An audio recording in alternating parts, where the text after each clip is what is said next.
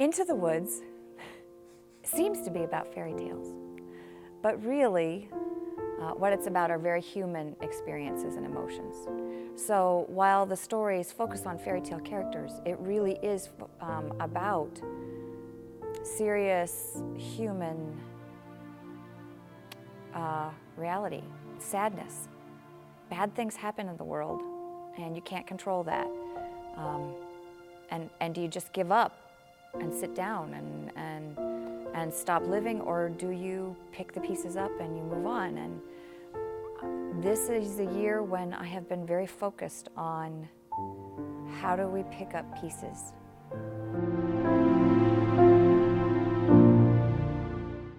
My name is Bethany Larson, and I am an actor and a director and a teacher of theater. BB's production of Into the Woods looks very different than what you might expect. It doesn't look anything like the Disney movie. Into that world that comes the color and the splash of the imagination of a child who's living in the real world but longs for a world that maybe has the chance of a happily ever after. So, casting a character like Little Red, well, Little Red is a child. We don't cast children typically in leading roles because we are at college, so we have to think about that. She's supposed to be a child. She's also has this song with the wolf that is a seduction. It isn't just a simple, oh, look at these lovely flowers. No, it is a serious seduction scene. This year it was Claire Boston. My name is Claire Boston, and I'm a theater major with a digital media minor. I always wanted to be an actress since before I can remember. I've traced the thought of becoming an actress back to when I was 4 years old and I saw the Nutcracker on VHS during one of my dance classes. We used to watch it with teacher Karen each Christmas time. But I remember having the thought before that. And it's kind of it's just something that I've always wanted to do, and it was nothing that I necessarily pursued in part because I was afraid, in part because there was people who I think didn't believe in the cause of acting and didn't think it was a profession worth pursuing. But when I was a freshman in high school, I auditioned for a solo second semester for our coffee house, that was kind of our school variety show. And I must have done something right because the director kind of took an interest in me, and the next year, my sophomore year of high school, first semester, he cast me as Frisky the cat in Pinocchio. We changed the name. So that was kind of the beginning, and since then I've done every production that I've had the opportunity to audition for, and that's just been absolutely delightful, and there's nothing more I'd rather be doing. I act because I think it's something that is unlike anything else in this world. There's nothing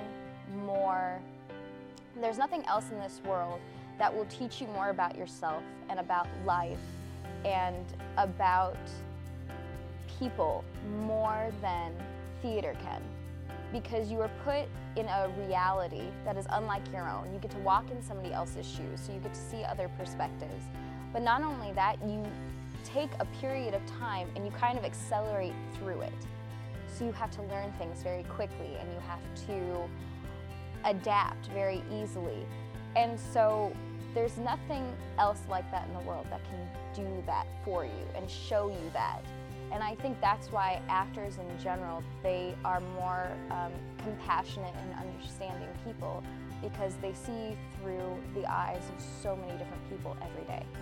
Playing Little Red Riding Hood presented, I think, two major challenges. One was the vocals, because the accompaniment did not match the vocals at all. So you really had to have a sure understanding of what you were singing, because you couldn't rely upon the piano or the accompaniment at all. The second part of it was there's an implication that the relationship between Little Red and the wolf is more of a seduction rather than he's just coming after her to eat her. essentially there's the implication that she is raped when the wolf consumes her.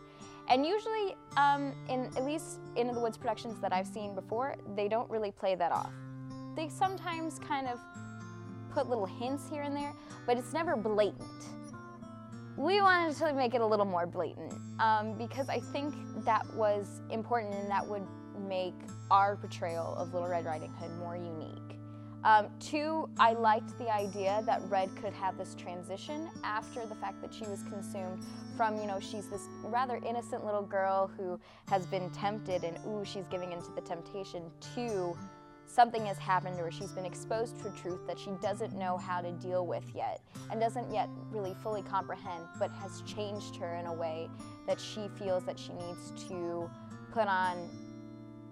put within herself some defense mechanisms. It weighs heavily on the actor when you have to play a character who faced a tragedy of sorts, and being raped was, you could feel that as the actor unintentionally to a certain extent afterwards. And so playing that up and playing how, not only was Red raped, but then she loses her grandmother, she loses her mother, all these people around her are dying. And that weighs heavily on not only the character, but the actor, because it's horrific.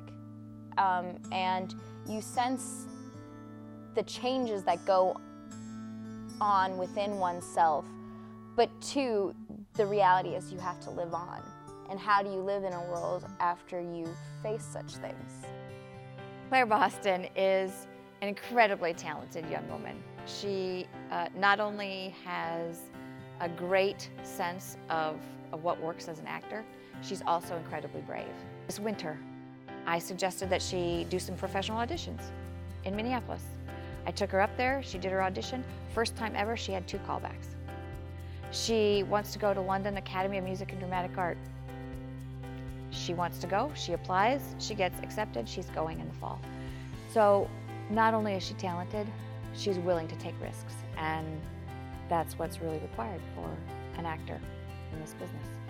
I guess my dreams center around acting, because that's what I've always wanted to do. And I don't ever want to say, oh, I want to be on this specific show on Broadway, or I want to be in a television series, or oh, I want to be in a movie. Because then I think I would get frustrated if I wasn't doing that.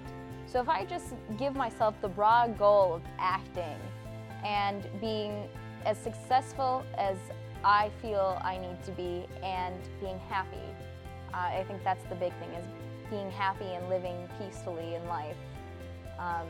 That is my major dream, is to just act, be happy, maybe one day have a family, I don't know. I have a lot of love, I like to share it. So I think those are my major dreams in life. So I just got accepted a couple weeks ago into the London Academy of Music and Dramatic Arts, and every time I think about it too much, I start crying because I get so excited. There are times when I look up YouTube clips about Lambda and I see what they do in regards to actors training and what they do in their classes, and it's one of those things where I just sit there and I'm like, oh my God, I want to be a part of that, I want to do that. And then I have a moment where I'm like, oh wait, I applied. Oh wait, I got accepted. Oh wait, I'm going. Oh my God. I feel blessed every day that I'm going to have this opportunity in the fall to train with some of the most prolific acting teachers in the world, and get to study over in London, which has been a dream of mine since I was 5. So I'm extremely excited about it.